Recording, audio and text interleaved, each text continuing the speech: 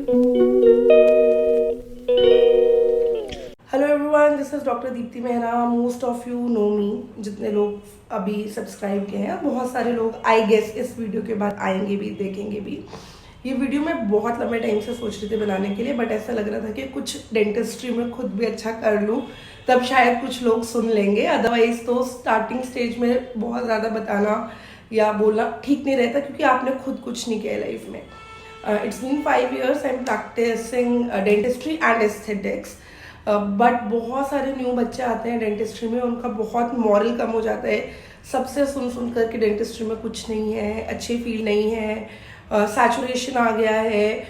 बहुत सारे डेंटिस्ट हैं XYZ, जो मेरे साथ भी हुआ था जब मैंने डेंटिस्ट्री कंप्लीट करी थी। एंड इतना शोर होता है ना आपके आसपास, आप कहीं ना कहीं सेल्फ डाउट में आ जाते हो कि आपने जो करियर चूज किया है वो ठीक है भी या नहीं। सम टिप्स जिसने मेरे को बहुत ज़्यादा हेल्प किया है अपने करियर में ग्रो करने के लिए।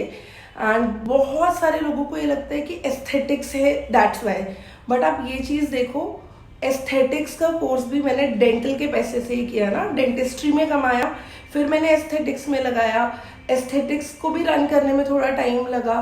तो ऐसा नहीं है कि डेंटिस्ट्री में कुछ नहीं है। बहुत लोग कहते हैं कि ना तुम्हारे एस्थेटिक्स के कोर्स ज़्यादा चलते हैं या एस्थेटिक्स के पेशेंट ज़्यादा आते हैं। The point is because dental में बहुत खून खराब होता है। एंड मैं कभी पोस्ट करती हूँ तो लोग मुझे बोल देते कि यार बहुत ब्लड है एंड एवरीथिंग, तो मैं एस्थेटिक्स वाले केसेस ज़्यादा डालती हूँ, या डेंटल में भी जिसमें बहुत ज़्यादा ब्लड नहीं है, इस तरीके के केसेस ज़्यादा पोस्ट करती हूँ। बट ऐसा बिल्कुल भी नहीं है। जितने मेरे एस्थेटिक्स के पेशेंट हैं उतने ही मेरे डेंटल पेशेंट्स हैं। And I am very happy with my dentistry part also. Dentist number 1 tip, हम जब स्पेशली प्राइवेट क्लिनिक में आते हैं, हम सब बहुत ध्यान देते हैं। कोई लोग कहते हैं आपका प्रैक्टिकल एस्पेक्ट अच्छा होना चाहिए, कोई लोग कहते हैं आपका थ्योरी एस्पेक्ट अच्छा होना चाहिए। But believe me, practical and theory तो है ही इम्पॉर्टेंट। किसी एक को भी आप कम या ज़्यादा नहीं बोल सकते। For example, this is a hand, आपको बताया गया है बचपन से ये हैंड है, तभी आप देख के पहचान पा रहे हैं दिस इज अ हैंड। तो हम ये नहीं कह सकते कि प्रैक्टिकल इंपॉर्टेंट है या थ्योरी इंपॉर्टेंट है, बट उससे भी एक बहुत ज़्यादा इंपॉर्टेंट एस्पेक्ट है कम्युनिकेशन। कम्युनिकेशन भी ऐसा जो पेशेंट को समझ आए, पेशेंट के भाषा में हो। अगर कोई आपके पास बहुत कॉर्पोरेट का इंसान आ रहा है या कोई ऐसे साइड से आ रहा है जिसको हिंदी नहीं आती है, तो आप बहुत हिंदी में बोल रहे हो, वो वर्क नहीं करेगा। कोई बहुत देसी सी आंटी आ रही है आपके पास, हाउस वाइफ है जो बहुत ज़्यादा नहीं पढ़ी लिखी, आप उनके सामने बहुत बड़े बड़े इंग्लिश के वर्ड्स बोलो, वो भी नहीं काम आएगा। तो आपको नंबर 1 अपने पेशेंट को एसेस करना है कि वो पेशेंट क्या है, किस तरीके से है, क्या उनकी लैंग्वेज है। आप एग्जाम्पल्स भी जब देते हो, मतलब फॉर एग्जाम्पल मैं बहुत एग्जाम्पल्स दे के बात करती हूँ कि अगर मैं पायरिया बता रही हूँ, पेरियोडोंटाइटिस बता रही हूँ कि एक बिल्डिंग है, उसके आसपास की मिट्टी इस तरीके से है, बट अगर वही चीज़ मैं किसी घरेलू इंसान को समझाती हूँ तो मैं थोड़ा इजी लैंग्वेज कर देती हूँ या थोड़ा इस तरीके से कर देती हूँ जो उनको समझ आए, रादर देन बहुत बड़े बहुत हार्ड डेंटल वर्ड्स यूज़ करके, मेडिकल वर्ड यूज़ करके।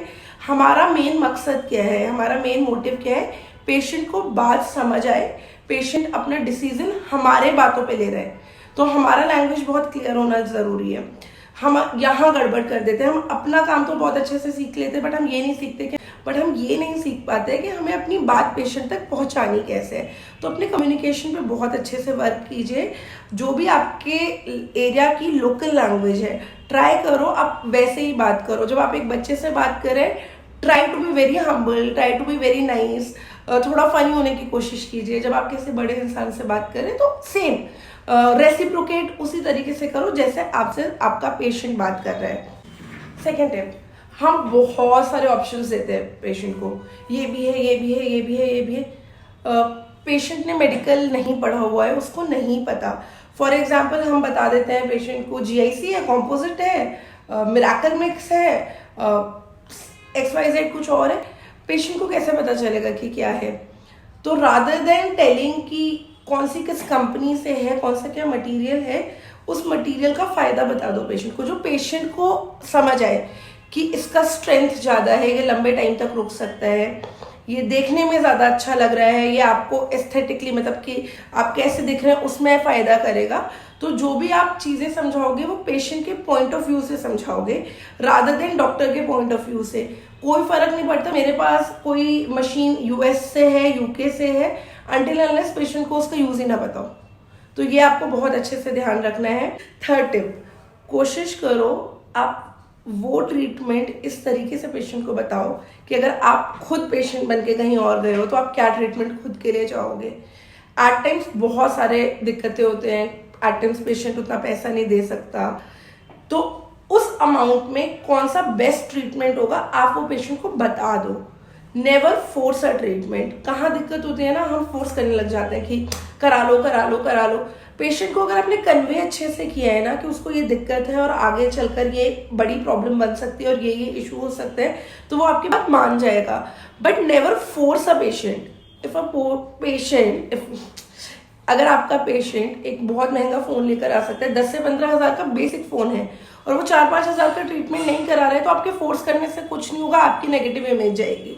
जस्ट कन्वे अच्छे से कर दो, पेशेंट को प्रॉब्लम क्या है वो बता दो, आप ये बता दो कि इससे क्या प्रॉब्लम बढ़ सकती है और उनको ट्रीटमेंट चार्जेस बता दो और कितना टाइम है। कई बार होता है कि 1 से 2 महीने में आप करा सकते हैं, आप इंस्टॉलमेंट्स में दे सकते हैं, ये सारे ऑप्शंस पेशेंट को दे दो।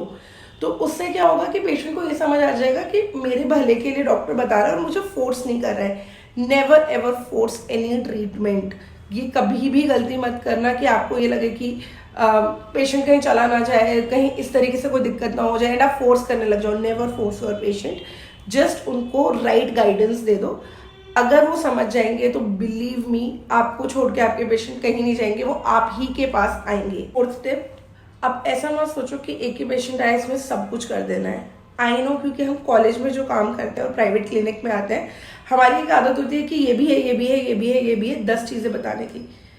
Firstly first focus should be on chief complain. जो भी पेशेंट आपको चीफ कंप्लेन बता रहा है कि उसको दर्द है, उसको ब्लीडिंग गम्स है, व्हाटएवर, कि ये प्रॉब्लम है, उसको ठीक करो।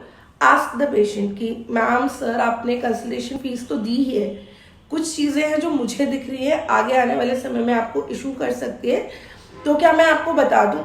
जब आप पेशेंट की परमिशन लेते हैं ना, आप एक ऐसे सेफ जोन में आ जाते हैं कि जहाँ पे पेशेंट को ये लगता है कि आप उन्हें फोर्स नहीं कर रहे हो, कोई भी चीज़ आपको फोर्स करनी भी नहीं है ना। तो पेशेंट को पता भी चल जाता है, एज अ डॉक्टर आपका फर्ज भी पूरा हो जाता है कि आपको जो चीज़ दिखी अपने पेशेंट को बता दी। एंड कहीं और भी पेशेंट जाएगा, अगर कोई और डेंटिस्ट भी उनको इन फ्यूचर मिलते हैं तो वो ये बोलते हैं कि हाँ जी मेरे पुराने वाले डेंटिस्ट ने मुझे बताया था कि ये सिचुएशन थी एंड ये मुझे कराना चाहिए। आपका और आपके पेशेंट का रिलेशन बहुत अच्छा हो जाएगा। फिफ्थ टिप जो बहुत इंपॉर्टेंट है, be transparent with your patient. आप ऐसे मत सोचो, अगर आपको पता है कि कोई दांत नहीं बच सकता, उसका प्रोग्नोसिस बहुत ही पुअर है, मतलब नो मैटर व्हाट बहुत बुरा है, अगर आप उसको बचाने की कोशिश कर रहे हो तो पेशेंट को बता दो कि इसका प्रोग्नोसिस पुअर है, इसके चांसेस है आगे चल के निकलने में। अदरवाइज सिर्फ पैसे के चक्कर में कि आरसीटी और क्राउन हो जाएगा और हमें ज़्यादा पैसे मिल जाएंगे और शायद दांत निकालने के इतने ना मिले, तो फोर्स नहीं करनी है कोई भी चीज़ कि नहीं ये कराओ और पैसे। एक ही पेशेंट पे बहुत अच्छा काम करोगे ना, वो पेशेंट ही आपको बहुत सारे पेशेंट ला के दे देगा। तो ये चीज़ बिल्कुल ध्यान रखनी है। ऐसा नहीं करना है कि एक पेशेंट आ गया और उसी से सारा काम कर लो, नेवर डू दैट। और मेरे पास बहुत सारी टिप्स हैं जो मेरे को बहुत हेल्प करी है, बट मैं ये सोच रही हूँ कि छोटे छोटे करके कर दो ना, फिर एक साथ बहुत सारा हो जाएगा। तो ये 5 टिप्स थी आज के लिए एंड बीच बीच में मैं वीडियोस डालती रहूँगी। मैं कोशिश करूँगी कि मैं ज़्यादा आऊँ, जल्दी जल्दी आऊँ यूट्यूब पे। मैं बहुत खुद चाहती हूँ कि ज़्यादा वीडियोस बनाऊँ, बट ड्यू टू क्लिनिक का शेड्यूल एंड एवरीथिंग बहुत ज़्यादा बना नहीं पा रही हूँ, but I will try my level best. Thank you guys, thank you so much. And जो भी न्यू स्टूडेंट्स हैं, बहुत अच्छी फील्ड है यार, बहुत बढ़िया फील्ड है। जस्ट इमेजिन एक इंसान को 32 टीथ होते हैं प्लस 20 दांत बचपन के, तो हमारा एक पेशेंट को देखने के चांसेस कितने बढ़ जाते हैं। ठीक है, एक परिवार में 4 भी लोग हैं तो आपके पास आने के चांसेस कितने बढ़ गए। डेंटिस्ट बहुत सारे हैं, अच्छे डेंटिस्ट बहुत कम है। अपना स्किल इतना बढ़िया कर लो, इतना अच्छा कर लो, अपनी कम्युनिकेशन स्किल्स इतनी अच्छी कर लो, पेशेंट को समझाने का तरीका इतना अच्छा कर लो, बहुत अच्छी फील्ड है। You will be positive. अब आ गए हो इस फील्ड में तो बी द किंग और क्वीन ऑफ दिस फील्ड। ठीक है, डेंटिस्ट बहुत सारे हैं तो पॉपुलेशन भी तो कितनी है यार, इंडिया में कितने सारे लोग हैं, आपको पेशेंट मिल जाएंगे, ऐसा कुछ नहीं है।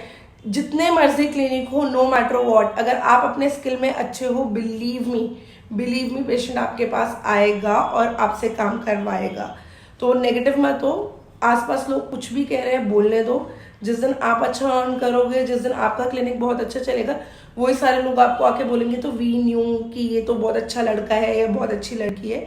ऐसा सब कुछ होगा। अपने काम करते जाओ, अपने काम पे भरोसा रखो।